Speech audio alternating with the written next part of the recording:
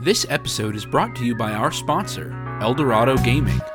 Eldorado Gaming is your site for gifts and gaming accessories like dice, playmats, and other items to bling out your games. Use the promo code META for 10% off your order. Find us on YouTube at Eldorado Gaming TX or our home site at eldoradogaming.com. Here at My Mythical Meta, we talk about gaming with friends and strangers, resolving conflicts, and keeping game nights fun, interesting, and recurring. Our game of choice is Magic the Gathering, but our hope is that what we share is relevant for board gamers, RPG groups, video gamers, and maybe even your poker night. I'm Travis, and with my brother Benjamin and my friends Derek and Randy, we've been playing Magic together since 2014. The secret to a healthy meta is not in the game you play, it's being good friends.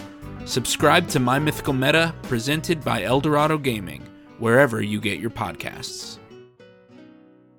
Welcome back to My Mythical Meta. My name is Travis, and we have got a very special edition episode tonight. Our topic tonight is gaming with kids, and I have some special guests. First, my co-host, Benjamin, my brother. Hello. And then our two very special guests tonight, Ben's wife, Sarah. Hi. And their wonderful daughter, Margaret. Hi. Everyone is here. We've got a special family episode, and Derek and Randy have the night off. We are going to talk about gaming with kids tonight. Hey, Margaret, do you have a favorite game or a favorite type of game? Yes. I like Tripoli. Tripoli. Can you tell us just a little bit about Tripoli? You play poker with it, and... It's 3 games in one, right? Yes. Which 3 games are they? Hearts, Hearts, yeah. Okay, Hearts. Michigan Rummy, and poker. Cool. I remember that Momo had a copy of Tripoli a long time ago, but I don't remember how to play it at all. Yeah. Does she still have it? She might. Maybe we should tell her to bring it to Thanksgiving. Yeah, that way y'all can teach me again. Yeah. Yeah, what do you like about it? You get to bet? Ooh, betting. And taking other people's money? Yeah. Cool. That sounds like a lot of fun. So something interesting about gaming with kids is that kids actually love rules and restrictions. And that's not sarcasm. Kids will invent games by inventing rules that have to be followed. Have you ever heard of The Floor is Lava? Yes. Yeah, no adult came up with that. No adult was like, here's what I need is all the children climbing on my furniture instead of running on the floor. Like, no grown-up thought of that. That is a game created by kids.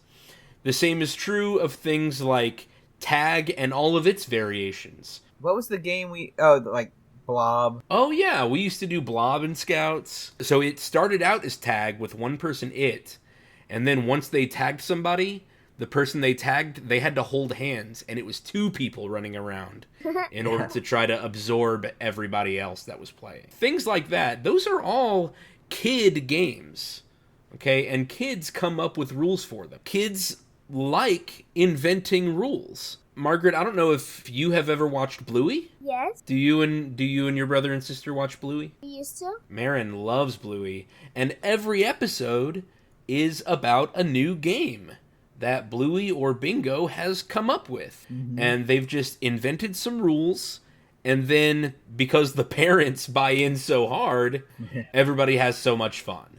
And they will follow the rules throughout the entire episode. The pilot episode of Bluey is called Magic Xylophone. Yeah. And the only rule is that whenever you hit the xylophone, Dad has to freeze. That's it. That's the rule. But from that rule, they get Dad into all of these weird positions. Dad manages to escape the xylophone, and Bluey freezes Bingo instead, and then all sorts of hijinks ensue there. Keepy Uppy with a balloon. Mm-hmm. Have y'all ever done that? Margaret, have you ever played Keepy Uppy with a balloon? Yeah. Oh yeah, that's something I've been doing since I was a kid. Is just You blow up a balloon, you bounce it up and down, and you try to keep it off the ground, and that's it. But kids love that stuff.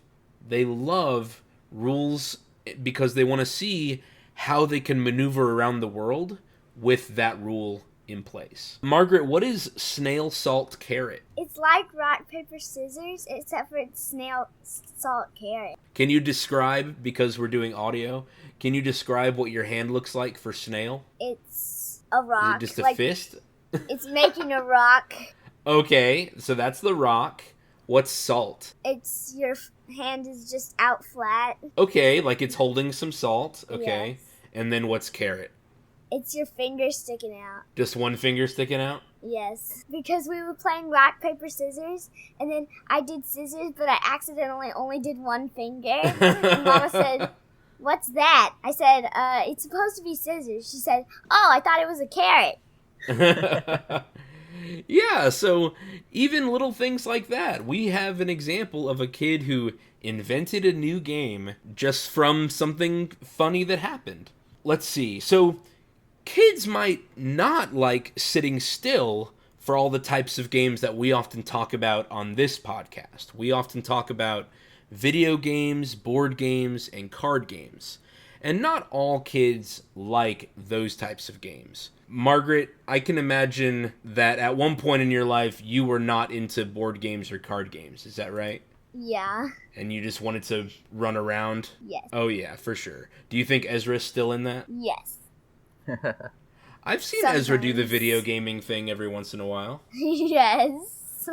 What's Ezra's favorite video game? Lego Star Wars. Hey, that's a good choice. I enjoy Lego Star Wars too. Margaret, what do you think changed? What got you into liking board games or card games more? I don't know. It just got better, Okay. and I didn't like running around as much anymore. She got old. You got old like the rest of us, Margaret? Yeah, her Yes. back. Her back was hurting. Her knees were barking at her. So it's time to hear from your parents a little bit. So what do y'all think changed for Margaret, where it was less about hide and seek and more games like we're used to? Now, Margaret, that's not to say you're not a hide and seeker anymore. I know that you and the family will still run around and play and stuff. I think the biggest thing that changed was she learned to read and became an avid reader. Yeah. So she could understand the game pieces. She could understand the rules, and she could even look up the rules without having to ask us what they were. Sometimes if you're in the middle of a more complicated game and you ask about a rule, you give away something. Sure, yeah. That's feel bad for young kids who had this great idea, but they want it to be sneaky and secret. And Margaret's all about the sneaky and secret. So, Yeah. so I think once she learned to read and learned more complex concepts, she wanted to join us in the games that we were playing. And it started with very simple things like Boggle. Okay. Right? Yeah, although I'd go even before that with just like matching games. Oh, that's true. Go Fish. Yeah, real simple stuff. Yeah. Candyland. Yeah, those things that help them learn turn-taking, basic game skills that we take for granted, Sure. but develop the patience that it takes for the longer games. True. But even Boggle only takes 3 minutes, and we would play it by ourselves, and I think there was a desire to play with us. Okay. And so that's the sort of thing that makes her go, well, my parents aren't running around. They're sitting there writing. How can I participate with them? I will pull out a pen, and I will find all the words I can find, too. That's awesome. Great suggestion for early reading and writing games. Playing Boggle. Margaret, was it hard to play against your dad at first? Yeah, but I've gotten a lot better now. Mm-hmm. Even Ezra Cool. can play, but sometimes he spells the words wrong. That's okay. He thinks like some of the words like sound, like the sound makes like, you know how an FH makes a f sound? Do you mean a PH? Yeah. Yeah. How PH makes a f sound? Yeah, so Ezra thought that like phone starts with a F. That's an understandable error. Yeah, but still, yeah, he's very good at finding the phonetical spellings of lots of words in Boggle, which to me is harder than just, oh, I know these letters work together so I can make something happen. So he's coming along well at Boggle as well. Yeah, that's great. And I think Sarah made a good point about how a lot of the more basic games for kids are teaching stuff. So I know Candyland especially gets a bad rap in the gaming community. Sure. Because, there's no decision making, there's no strategy. It's purely draw a card, move your piece, go on to the next player. But that's the ultimate catch-up mechanism. It's the ultimately fair game. They get to feel the exhilaration of winning the right amount of time. The luck. They do learn the luck factor. And they experience winning and losing, and they experience turn taking, rule following, all of those things that help scaffold for the bigger game. So it's worth playing those games with the little kids. Especially because if they don't have any experience losing, they're not going to be able to handle putting in the effort for these complicated games and losing. Yeah, so that was on our outline. Let's talk about some of the gaming culture that you guys have built into your family. What is it like to teach? I haven't done this yet. I have a 2-year-old. Today is Marin's birthday. Hey, happy birthday! Yeah. We did all our partying over the weekend and everything. Yep. But today it's official. So I haven't taught Marin how to win or lose yet. Yeah. None of that has come up for me. So give me a primer. What are some things that I can do to help Marin have good sportsmanship? I'd say the first thing would be to play games around her and show her you enjoying them. You and Kristen it's part of life. Anything you want your kids to enjoy and to absorb as their own, you should be doing. Okay. Yeah, and especially they can see you winning and losing and handling winning and losing well. When you win, you don't sit there and go, "Oh, Kristen, you're so bad at this game. How dare you challenge me? Oh, who's your daddy?" Right? You're not sitting there doing that to Kristen, and so Marin will learn to not do that as well. And then, of course, when you lose, you don't sit there and go, "I'm never playing with you again." Fine then. Yeah, fine then. I'm just going to burn this game. Right? Oh my gosh. Table flip. Right.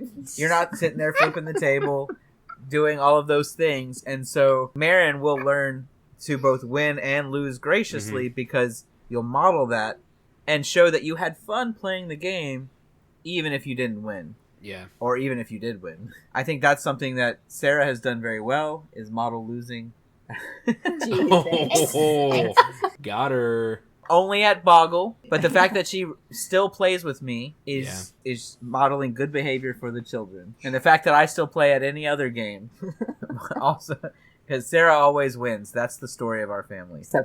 Except Boggle. Yeah. But Ezra hasn't learned yet how to lose well, because sometimes we're playing a game and then he was just about to win and somebody else wins instead, and then he goes, "I don't want to play." He starts crying. Yes, as soon as he sees himself starting to lose, he's like, let's do something else. I don't want to do this. He's like, I'm stopping. Yeah.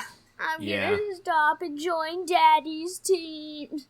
Yeah, that's right. He likes to join the team of whoever he thinks is going to win. That's funny. Yes. Hey, that was another thing on your outline. What are some things that people can do to bring their kids into their games? How can you help kids be involved, even if you're playing a more grown-up game? So, teams, having the kids hold your cards for you. If there's a decision that's truly random, let them make this choice. Like, which card are we going to play first? Okay. Let them out. And Ezra will often pick the one that looks coolest. Which one has the most fire on it? Or something like that. Or Margaret's cousins, they would often choose the prettiest card. Or something like that. And like when playing Seven Wonders or something. Okay, yeah. And if you let them choose the first card or make a random choice for you, it helps them to feel involved and have some ownership over the outcome. Sure. And then they get to see the sort of game that you are playing. They get involved in the art.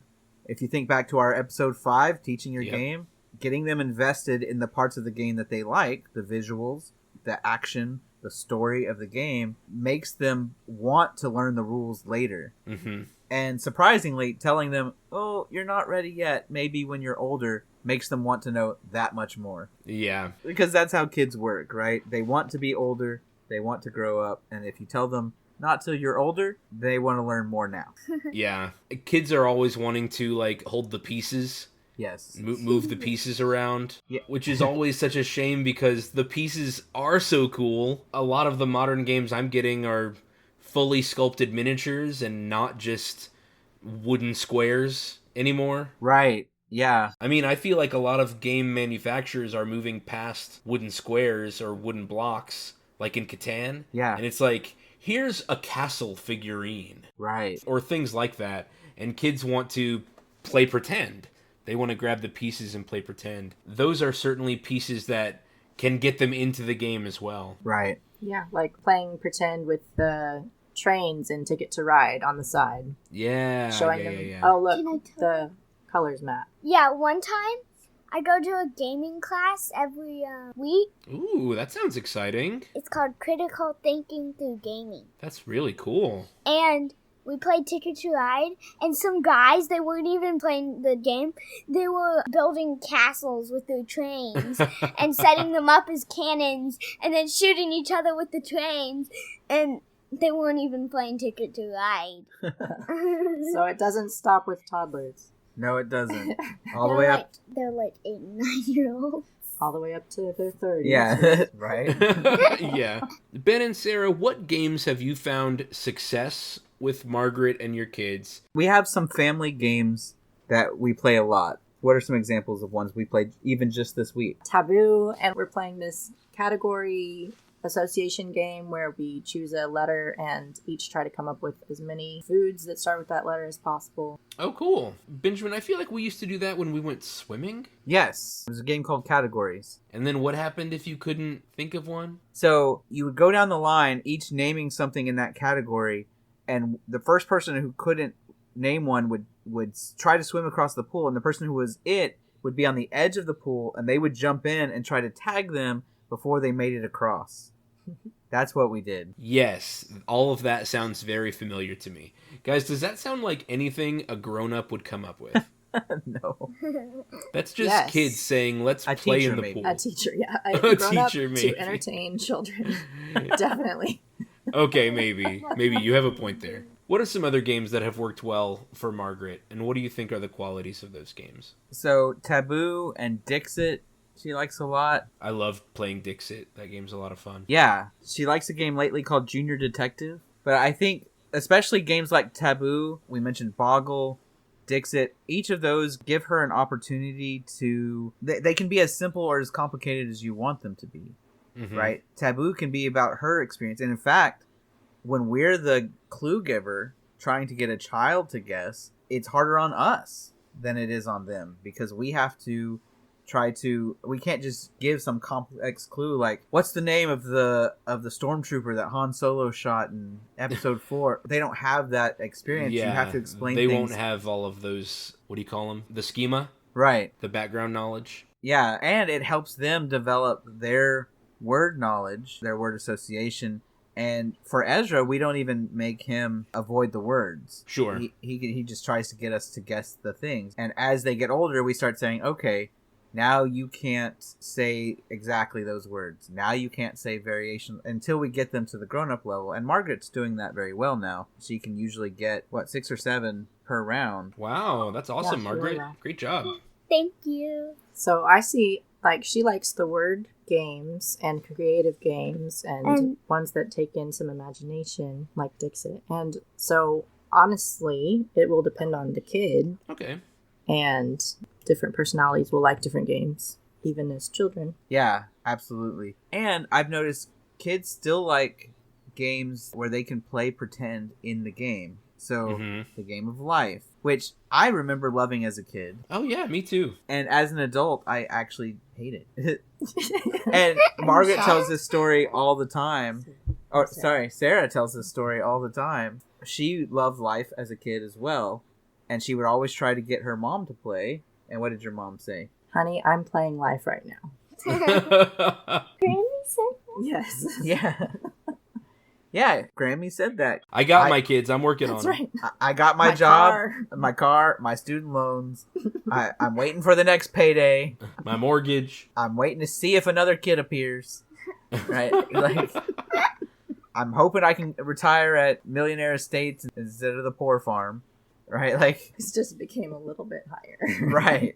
And so, I mean, it's fun in the sense of it's cool to think, what if I was a police officer or a teacher or a firefighter? But ultimately, it's like, well, no, I'm in the career I chose, and I'm halfway through the game of life, right? Yeah. So that's an example of kids love to do the things that kind of project the future. Other examples of them playing pretend would be a game that we bought actually at a convention. Ooh. There were some people who created a game and were at Comic Palooza. And they had Sarah and I come test their game. If you listen to our episode on conventions, we talked about game testing. We tested out a game called Beast. Really fun. Yeah, it's fun. It's just you are ancient monsters, Ooh, various that's dinosaurs, birds, Snakes. and you're fighting each other. You start with 20 life. You find ways to deal damage to each other. You might fling rocks at each other. There are all sorts of dodos running around that can either help you or might attack each other or things like that. You can eat food to heal. And what is it you like about Beast? It's fun. Yeah. Do you like the art? Yeah. Yeah. Do you like attacking Ezra? Yes. When we're sitting down for a game of Beast, who do you like to attack first? Probably Ezra. Or is it Dad? Or Mom? Probably Mommy. Yeah. And that's definitely who I target first. Yeah. Because, one, I don't want to attack my kids. And two, she'll win if I don't. Yeah, it's a tiger. I'm the That scapegoat. sounds fun. Yeah. I've always liked monster games, like King of Tokyo and stuff like that. Margaret likes King of Tokyo, too. Tell us about that. Remember how one time I almost won? Yeah. Like, I was so close to winning, but I only had one life. Wow, And then, got and it to then a you really killed close me. game. Mommy killed me. I was doing my Mommy killed best, you. showing her all the options. Got her in a good position. Then it was my turn, and I realized my best move was to take her out. And so I did. No! I understand. And that's Sometimes why you she just- always wins, because she won't hesitate to attack her own daughter if it helps her position. Sometimes you have to kill your darlings. Oh Yeah. my goodness. That's right.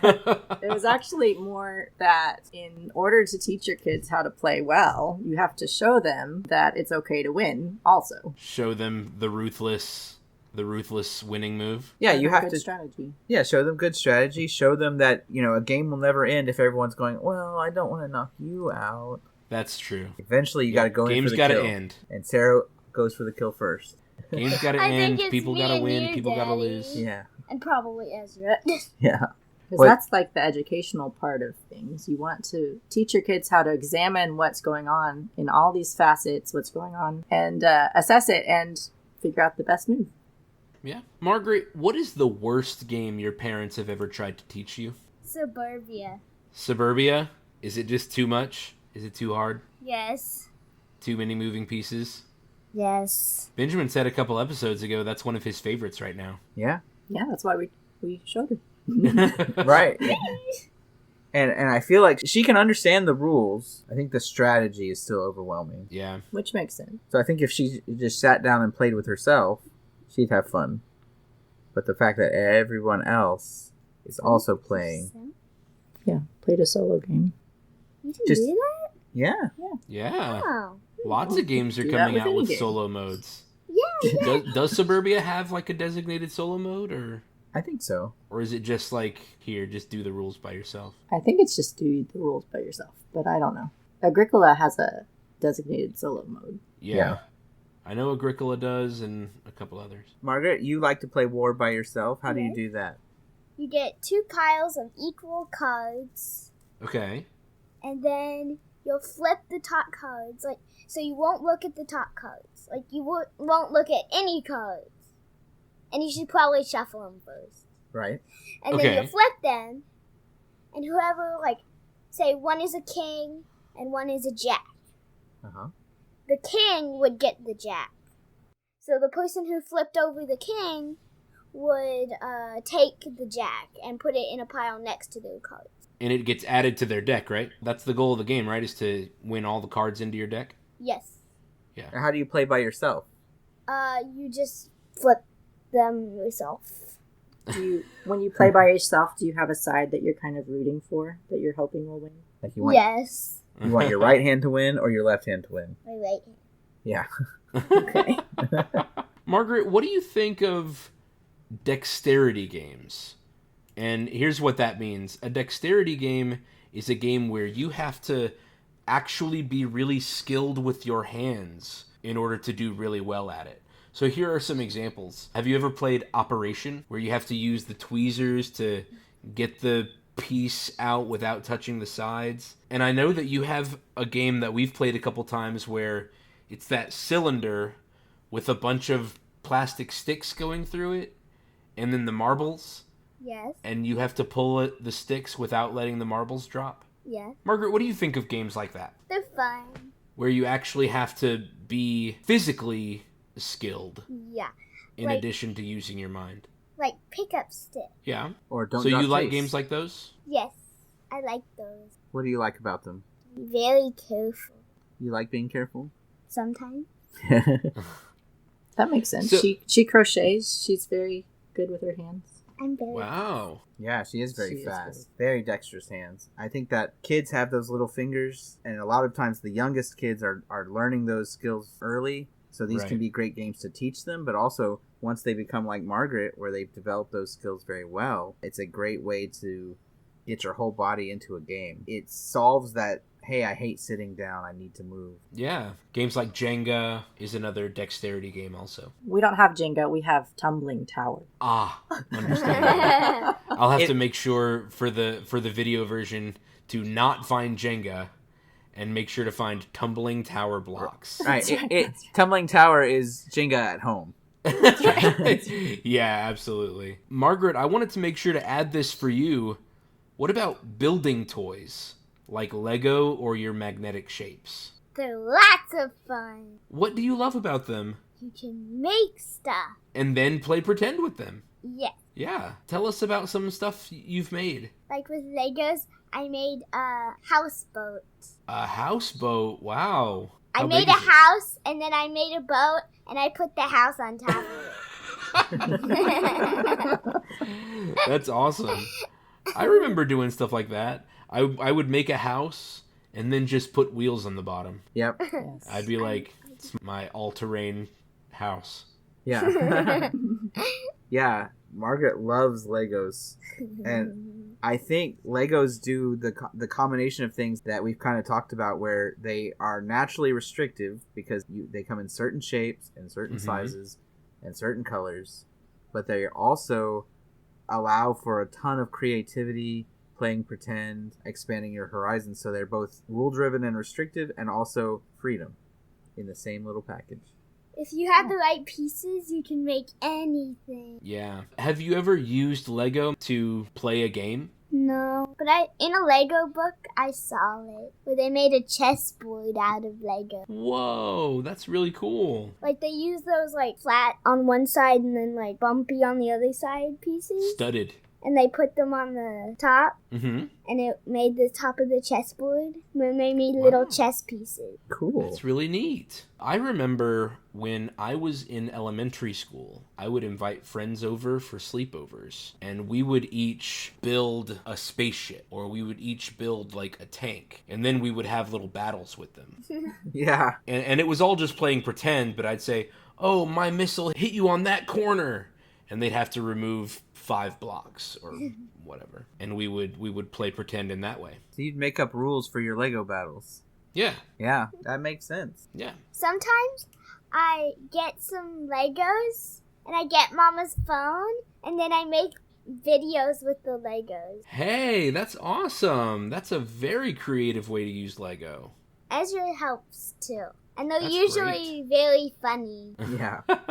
They do all the voice acting, the puppetry, The narration. the scene setup, choreography. Oh my God. Benjamin, do you remember when we made that Godzilla video at Yes. MLK's? Yes. We had a toy dinosaur, and we had a map of the United States. It was a State Farm almanac. Yes. So you would open it, and it would have little landmarks on all the states of the United States. Yeah. So we did Godzilla does a tour of the United States, and he goes to all these landmarks. And so we would design the landmarks out of 8 tracks. Yeah, out of 8 tracks or old VHS tapes or Easter baskets. Right? And then we would film Godzilla destroying those things. I think I had a pair of shoes, so he said, "Oh, Elvis's blue suede shoes." Arr, arr, arr. And then the dinosaur would eat the shoes. Yeah, I think we had him ride a roller coaster at one point. Yeah. Oh, that's a really yes. Do you have that video? No, I Dad might, but I don't have it. Dang, the roller coaster. Now that you mention it, that roller coaster scene, that should win an Oscar. Top notch filmmaking. Let's wrap things up with this last major point. You wrote that playing games has been part of your relationship and part of your family. Tell us about that. Well, let's see. When we first met, Ben and I, we got to know each other at various events, including some board game playing. I remember at least a Monopoly and a Risk game that were very interesting. And Junta. And Catan. Benjamin had us play Junta at my bachelor party. Yeah. Oh, wow. It's exciting. Sarah hates Junta. I don't like Junta. She doesn't like to stab people in the back. I didn't like Junta either. Oh. I didn't do very well. Yeah. We're not I'm too honest for Junta. Yeah. But didn't last episode, didn't you say you wanted to try diplomacy? I would be open to trying it, I guess. I don't know. Anyways, yeah, Sarah was saying that, we, and Sarah always won. I won a surprising number. Yes. Yes. And we played a lot of card games. Oh, yeah. Sarah's family is really big into 2 card games in particular. Benjamin's already told us the sacrilege that your family has done with Uno. Margaret love loves Uno. it. Do you like the slapping in Uno? Yes. So she's corrupting the youth. Yeah. Oh, you... Unacceptable. Uno is supposed to be a slow, mindless game. Oh my No, goodness. it's not. That I way don't you like can keep slow, telling mindless stories games. and Me catching neither. up with your friends while you play. But what are the card games that your family plays with regular decks of cards? Nerds? Oh, Yeah. war. Really fast. Yeah, because the younger generation plays really fast war, yeah. Yeah, I Interesting, like okay. me. Are you talking about ERS? Yes. Oh, yeah. ERS. Which stands for Egyptian Rat Screw, but they always leave the screw out. They just call it Egyptian Rat. And for whatever reason. And so Because they play... this is a saintly family, Benjamin. That's right. And then Crazy Canasta. Because we actually played a lot of that when we were getting to know each other. What like makes canasta crazy? I actually only know Crazy Canasta, so I don't know what it's different. But you do use 2 decks of cards per person. Is that Per crazy? person. Per person. So if you're playing... Per person. Yeah, the stack is super big. So like Oh if, my god. if it's me and Sarah and her parents, we're playing with 8 decks of cards. Oh my lord. Yeah. That's a lot of cards. Yes, That it is a lot of cards. Yes, so you end up with this wonderfully dense hand. Oh. Yeah, because that's the one where if you want something in the pile, you have to take the whole pile, right? I believe so. Oh, It's I been guess that's so many also years. hand and foot. That's the hand and same way. foot. And so you would often end up with hands of 30 cards or more, everybody at the table. Because in order to lay down, you need at least 7 cards of a set. And you need at least 4 types of sets. You can't win unless you've done a set of 7s, a set of wilds, a clean set, and a dirty set? Yeah. Okay. And so oftentimes, like, you're missing one of the sets. And in the meantime, you're playing a bunch of the other kinds of sets, which are amassing you points. But you cannot go out until you have that last set. Interesting, okay. Yeah. That's so fun. We need to play it. We need to teach them. That's true. We should I've teach not them. taught them yet. Yeah. I don't Now- know. One of those game skills that I wouldn't have really thought of until I had kids is holding cards. It Yes. takes a while for them to figure out how to actually hold a hand of cards. Now that they're older, we can teach them the game that holds the most cards. That's right. Crazy Canasta. When I was little, I would just use a tissue box.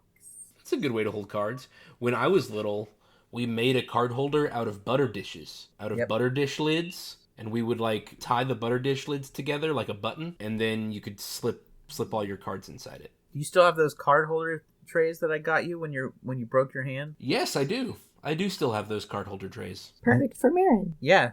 They're perfect Yes. for kids. So when you're ready to teach Marin magic. Teach Marin how to play Marvel Legendary. Oh, yeah. There you go. So we started playing lots of games early on because we've already talked a lot on this show about how you and I were in a gaming family. Sure. And our games were mostly board games. But Sarah grew up in a gaming family, and other than, Catan, I guess y'all mostly played card games. Yeah, because by the time I was interested in board games, my family was over all the other board games. Yeah. They were over it. They were just over it. Yeah. But apparently all the speed games, Speed, ERS, Yeah. Egyptian Rat, Nerds, which I don't know if have you heard of Nerds? No, I've never heard of Nerds It's either. another speed game. Yes. It's Okay. a very fast game. Yeah. You hardly know where everyone's hand is. In college, we played Spoons. Yeah. Spoons is very, very simple compared to so Nerds, everyone gets their own deck of cards Okay. with a different back so that you can separate the cards when you need to. And you play Okay. a simplified version of Solitaire where you get 4 stacks to play Solitaire with. And then all of your aces go in the middle and anyone can play on them. A joint, huge Ah. mosh pit of aces. Yeah, so you play your ace of hearts. Someone across the table might play the 2 of hearts on that. And then your neighbor might play the 3 of hearts, etc. And so your goal is you have a stack of face-down cards that you're trying to get rid of. And the first person to get rid of those says Nerds. The game is over.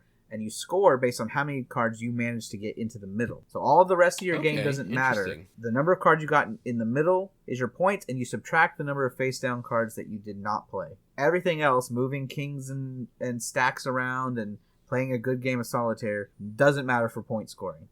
Getting rid of your stack, putting cards in the middle, that's all that matters.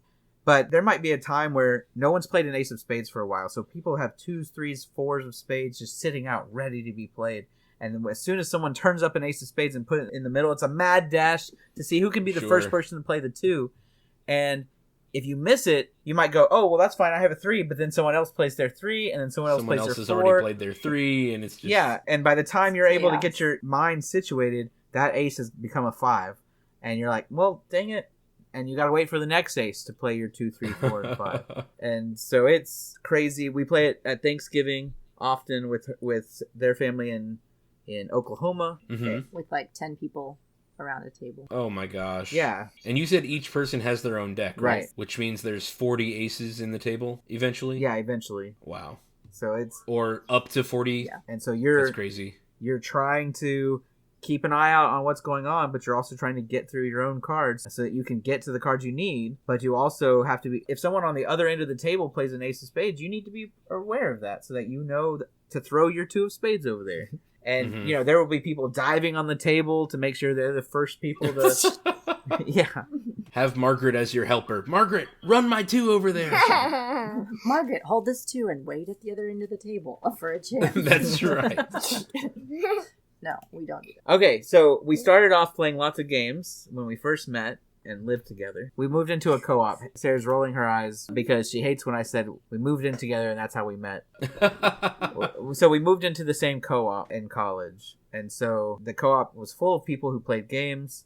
In fact, shameless plug here, one of the friends that also lived at that co-op just released a game called Farms Race. So if any of you are listening... Oh yeah, you sent Yeah, us very the Kickstarter Yep, for that. and I backed the deluxe edition. Unfortunately, this show will come out too late for anybody to get on the Kickstarter, but the goal for them is to be in big box stores and such, so be on the lookout for Farms Race. It's a fun game. I've play tested it, and so has Sarah. We have play tested it. Yeah, so we played lots of games then, and then our relationship.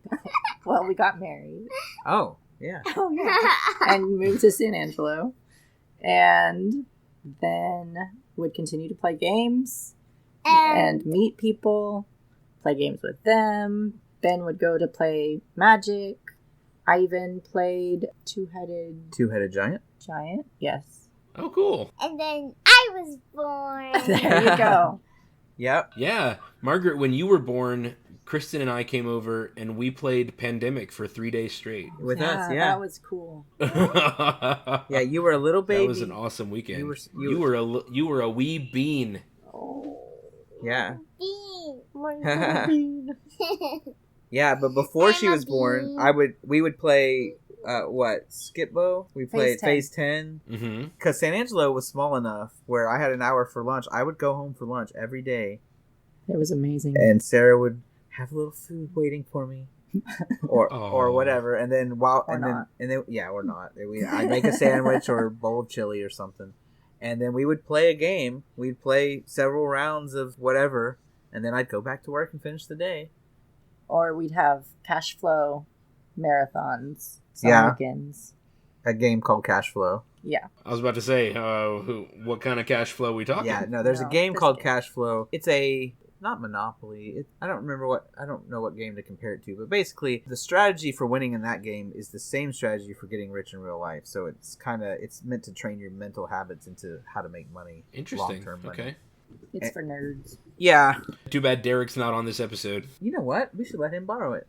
Sounds great. Yeah, we got it right over there. Yeah, we should play it. Yeah, you just made Sarah so happy because she loves that game. To me, it always plays out roughly the same way. Once you know the strategy, it's just who can get lucky enough to roll the dice and do that strategy first. Sure. But- okay. That strategy we won't specify yet. Right. We're gonna win a few We games are while you going- learn. We are going to reveal it to Is the world. the winning strategy exploiting your workers? No. No, not at No. all. In fact, You are your worker. yeah, it's all about doing your own thing. Now, it is about being a landlord, Oh, things like that, which Derek won't like. I don't know if Derek wants to role play being a landlord. It Well- can be a good one. Yeah, right? Yeah, but then you won't get rich. Anyway. Anyway, We yeah. can talk. We can So- have a whole episode. Yeah, so we played games constantly. Pretty much our entire early marriage was just game every afternoon and every night. And then Margaret came along. And we made good friends with another couple who had just had a baby. And we have pictures of us all deliberating over a game board of some kind. And on the sides, you can see 2 bouncer seats with the 2 little babies. Yep. And it was awesome. Yep. And we would That's cute. Yeah. That's and we would host people like you just mentioned. Y'all came over and played Pandemic. We would have other Mhm. people come over and play various games, just gaming nonstop. And so Margaret grew up seeing her parents play games all the time. And then we would start getting games for her, and that's why we have Candyland and what's the Dream Cakes. You got that for her, I think. Really? Kristen did. I guess it was Kristen. It's probably Kristen that got it. I don't know. There's a game, and it's actually a well-designed game called Dream Cakes. Ravensburger. Is it Yeah. Ravensburger? Yeah. Oh, well, there you go. Ravensburger is a good gaming company. Cool. They made Dream Cakes, which is just a simple spin. You know, there's a spinner, and depending on what it lands on, that's a part of a cake you get, and you build a cake, and the bigger your cake is, the more points you make. And if you want to declare a cake done, you can bank those points. Okay. And you hope you don't get a big spill and lose all your progress. Oh, okay. Yeah, So it's kind of like a one of those push your luck. Yep.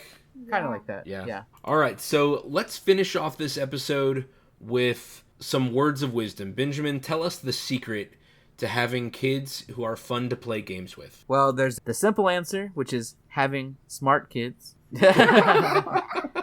No, the best way to have kids who are fun to play with is to have kids who are well adjusted. So you show them love, you show them how to be mature about losing, you model good behavior, and you let them experience things. You let them do more than you expect. So Margaret consistently plays games that say that they're for 10 plus or 12 plus. Yeah, she's 9 now.